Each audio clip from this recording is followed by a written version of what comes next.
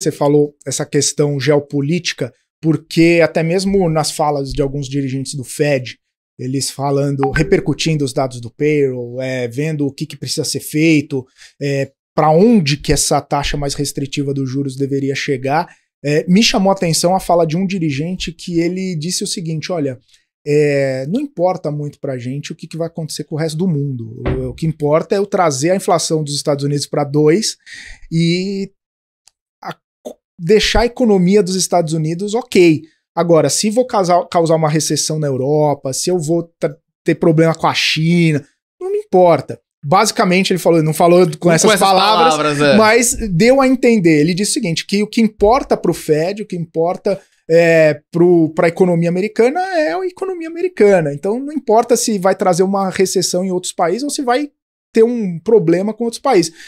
E mostra muito esse perfil do americano, né? De que vou arrumar minha casa e os outros deixa pra lá, pra não falar outras palavras.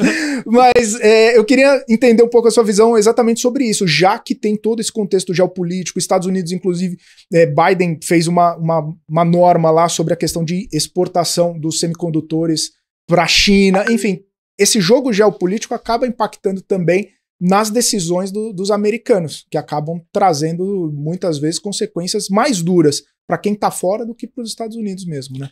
Eu acho que essa frase, ela tem um duplo sentido. Acho que quando você tem uma situação intermediária, por exemplo, a China realmente está passando por uma situação complexa no setor imobiliário, mas não mas é algo localizado. A gente não tem aqui no Brasil, nos Estados Unidos, dificilmente tu vai comprar um fundo que tem bonds de empresas chinesas de imobiliárias, isso está tudo muito represado lá ou alguma coisa em Hong Kong, né? Quando ele tá dizendo isso, ele tá usando a independência do Fed, ele tá dizendo, olha, a nossa missão é aqui.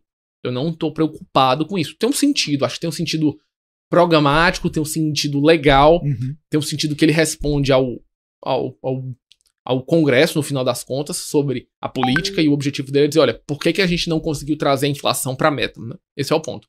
Agora, não é 100% verdade. Quando a gente viu a queda do subprime, e que originou-se nos Estados Unidos, mas nitidamente foi para a Europa e depois foi para o planeta inteiro, quem foram os primeiros agentes a se organizarem na madrugada da queda do Lehman Brothers foram os central bankers.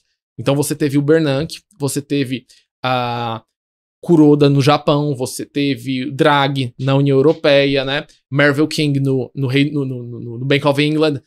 Ainda de madrugada, inclusive, o livro The Alchemist, que é mostrando essa história, fala justamente isso. Eles sabiam do que ia acontecer no outro dia e de madrugada eles coordenaram as ações dos bancos centrais para que tivessem liquidez nos mercados e que tivessem as linhas de swap de dólares e euros com as outras moedas.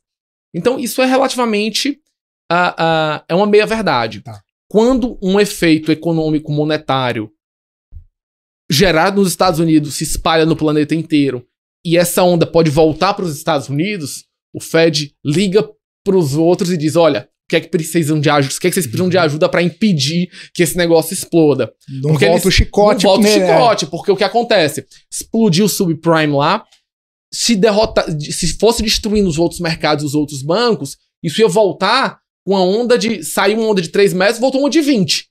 Então, o Fed também tem uma noção de que os seus efeitos monetários, se não forem coordenados internacionalmente, podem ser maiores para o próprio Estados Unidos.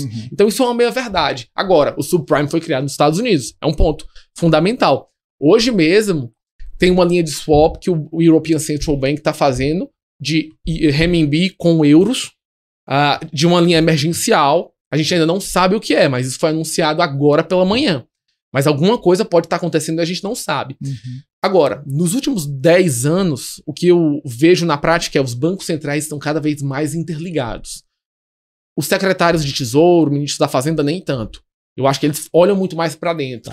Mas do Banco Central, não. Eu acho que a economia internacional está cada vez mais entrelaçada e isso, principalmente pelo chairman, eu acho que para que impeçam que crises piorem, aí sim eles se ligam. Mesmo que haja essa proteção, entendeu? Então é uma meia-verdade nisso tudo. É quase um zelo ali para manter as coisas em ordem. Status quo. Tá. O status quo.